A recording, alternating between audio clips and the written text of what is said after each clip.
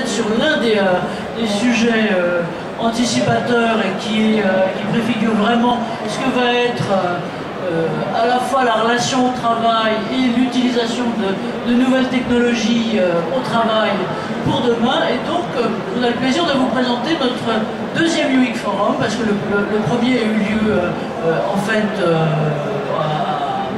c'était à Paris il y a 6 mois, sur ce même sujet. Et sur le fait que, en gros, les relations au travail évoluent. Et donc, on vous le présente, nous, au titre du cercle. Je vais vous dire en 2 minutes qui est le cercle entreprise et santé, et avec Preventica. Preventica qui nous a fait confiance sur ce concept nouveau, et on va vous expliquer en quelques mots ce qu'il en est. Alors, juste 2 mots sur nous, le cercle. Le cercle, on est, je dirais, minusculaire au regard des grandes structures que vous pouvez être tous. Oui, mais oui, quand même, déjà des structures montantes. On existe depuis un peu plus d'une dizaine d'années. Et notre objectif, en rassemblant une quinzaine ou une vingtaine d'entreprises un peu grandes, c'est justement d'éclairer l'avenir de la relation au travail, au prisme, au fil, si on peut tirer le fil, de la santé. Alors on dit plus depuis longtemps, on dit plus santé au travail. On dit santé-travail, parce que ce qui est important, ce sont les interactions entre les deux et pas forcément l'environnement périmétré du travail sur cette question-là. Et donc, c'est un signe-temps où on se retrouve, je dirais, tous les mois de façon un peu intense sur ces questions d'innovation, d'impact santé des innovations et j'avais des innovations tous azimuts, c'est-à-dire que c'est non seulement les innovations techniques, technologiques, comme une partie de ce qu'on va voir tout à l'heure, mais aussi les innovations sociales, socio-organisationnelles d'une relation de travail qui est en train de bouger beaucoup. Et plusieurs fois par an, notre objectif étant ça, de contribuer à éclairer l'avenir, plusieurs fois par an avec Preventica, mais aussi avec des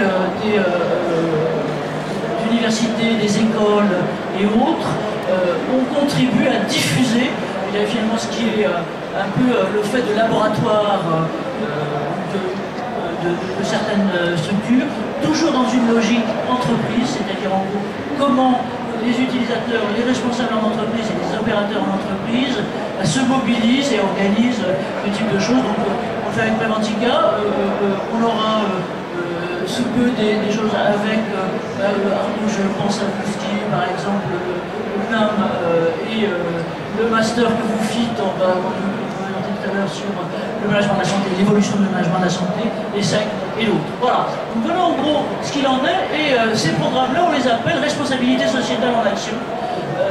L'idée étant justement d'une responsabilité, si on peut dire, volontaire, et d'une démarche volontaire de la part des entreprises et des préfigurants de diffuser à ceux qui, pour des raisons de connaissance, de taille ou d'autres, n'ont pas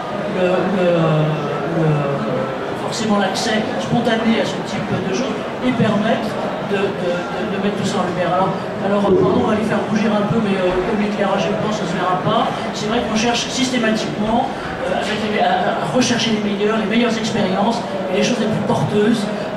Ce qu'on a fait par exemple hier avec les exosquelettes, là c'est une autre chose, c'est les New Tech Med de ce côté-là, les nouvelles technologies, le recueil, si on peut dire aussi, de l'expérience collaborateur de ce côté-là. Alors, ce concept du UX Forum qu'on a monté, qu'on est à l'origine au CERF, l'idée c'est UX, c'est toujours logique User Experience. Alors aujourd'hui on va faire de UX, IX, puisque ça sera l'expérience collaborateur, c'est spécifique, mais c'est ça. Logique utilisateur, entreprise utilisatrice d'abord. Et forum, l'idée c'est qu'il n'y a pas une vérité, mais qu'il y en a globalement plusieurs types d'expériences, et on éclaire avec plusieurs types d'expériences. Ce qui fait que, je peux me permettre, aujourd'hui là, pour les courageux, vous êtes dans la salle, demain peut-être vous serez là si vous avez aussi vos types d'expériences. Ce qu'on souhaite, c'est justement faire un maillage autour de ça. Voilà, donc aujourd'hui, voilà, à Preventica, et cette fois-ci, on en a 3. UX Forum, donc hier exosquelette, donc encore une fois on a commencé à sentir la chose, je dirais, on a commencé à sentir Bonjour. En salle C, 10h45, nouvelles technologies au service de la santé au travail. Expérience collaborateur et santé vie au travail. Nouvelles technologies et santé au travail en salle C avec de grands intervenants et de grandes personnalités. Merci. Bravo. Alors applaudissons, c'est Eric de Jean Servière qui est le commissaire général du service des éducateurs. Merci à lui. Voilà. Et donc surtout merci à vous parce que vous êtes vraiment préfigurant là-dessus. Alors voilà, je vous dis 2 mots là, sur ce qu'on a fait là-dessus, les exosquelettes. Les exosquelettes, c'était pas quelque chose qui était très développé il y a peu. Or, on le voit et on le voit monter en puissance. Nous, on l'a senti il y a 2-3 ans, donc on a commencé à regarder ça et à organiser d'abord des trucs dans le cadre de la robotique collaborative assez techno et autres. Et puis ça a tellement explosé. Et en gros, pour vous dire les choses, on est en train de passer mondialement d'un marché, je parle des exosquelettes là, qui va passer de un peu moins de 200 millions de dollars actuellement à, en 2024, entre 2,8 et 6 milliards d'applications. Avec le vieillissement de la population, avec beaucoup de changements, c'est quelque chose qui va se développer beaucoup. Le troisième, et si vous êtes courageux, là ça ne sera pas dans la même salle et autres, mais c'est cette fois-ci pas sur du technologique, mais c'est sur du comportemental, sur du socio-organisationnel, et là, et surtout sur quelque chose, merci Eric de ton annonce, voilà.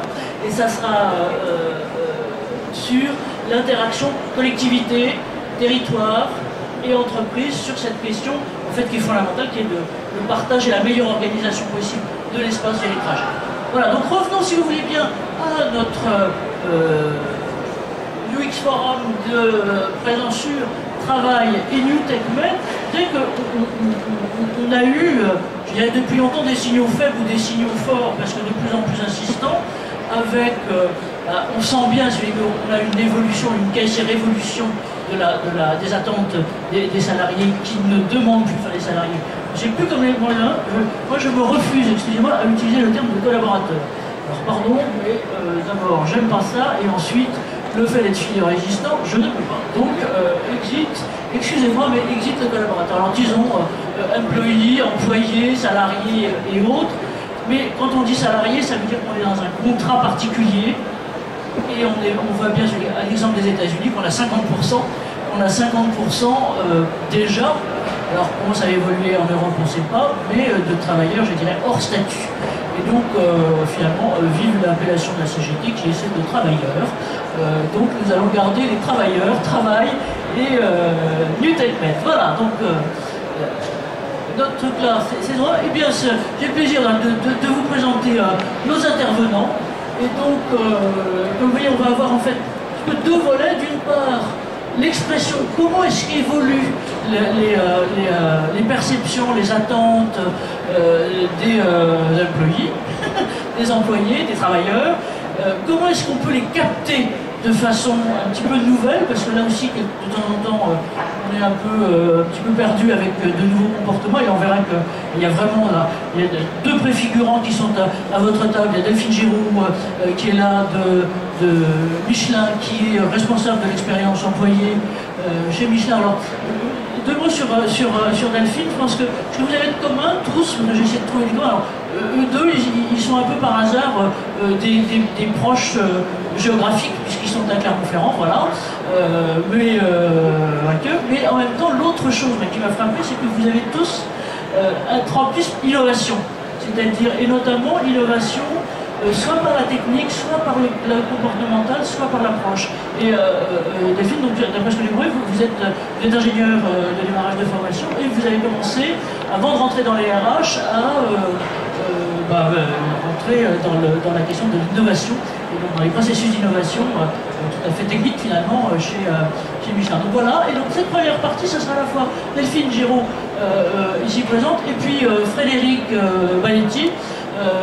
Frédéric, alors on ne peut plus dire maintenant, c'est l'un des 2 barbus, mais celui qui a la plus longue barbe, et le plus gras, qui est là. Frédéric, il est membre du CERT, et il est membre du CERT depuis, entreprise des santé de jeunes depuis un petit moment, mais j'allais dans des vies antérieures, puisqu'en fait il est neuropsychologue d'origine, ergonome, il a eu en charge à la Poste la prévention et les risques professionnels d'un gros bastion, et puis tu es parti après à Essilor, donc là aussi c'était une entreprise en pleine croissance, et il y a peu, donc tu as rejoint un institut d'études qui s'appelle KPAM, qui nous expliquera tout à l'heure, pour justement développer ce qui avant était développé surtout sur la partie client, et maintenant développé en ce qu'on appelle classiquement depuis une dizaine d'années, un peu plus d'une dizaine d'années d'expérience client, pour le développer sur l'expérience employée.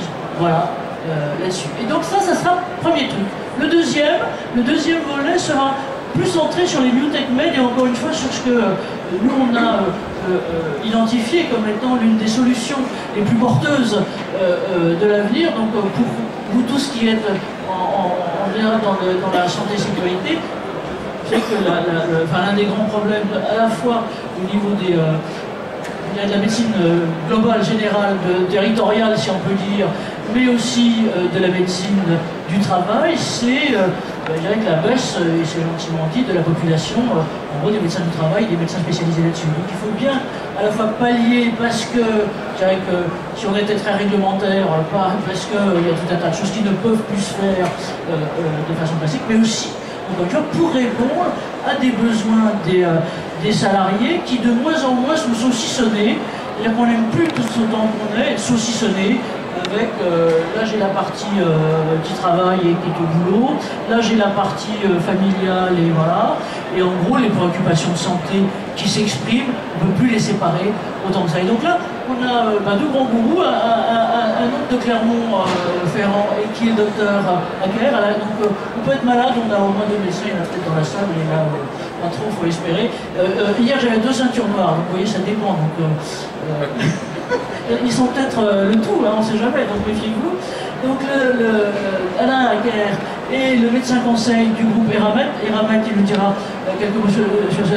Bien sûr c'est une base en France, mais c'est surtout une structure très internationale, et donc là aussi la question des travailleurs à l'international, je dirais que le problème des déserts médicaux qu'on a en France, à la limite il est plus large encore ailleurs. Et donc, voilà, là, il y a une double vie dont on parlera tout à l'heure, parce qu'il s'occupe aussi beaucoup de son territoire. Et donc, sur ces questions-là, sur la question des aires médicaux, elles sont aussi bien présentes dans le monde du travail autrement. Et puis Arnaud Villemel, docteur Villemel, donc lui aussi, merci à lui d'être là. Il est directeur médical de H4D. On va voir tout à l'heure ce qu'est la solution H4D, encore une fois, qu'on a choisie parce qu'elle nous paraît la plus porteuse et la plus pertinente comme système qui est non seulement de télémédecine mais de télédiagnostic, enfin on en expliquera tout à l'heure là. Et alors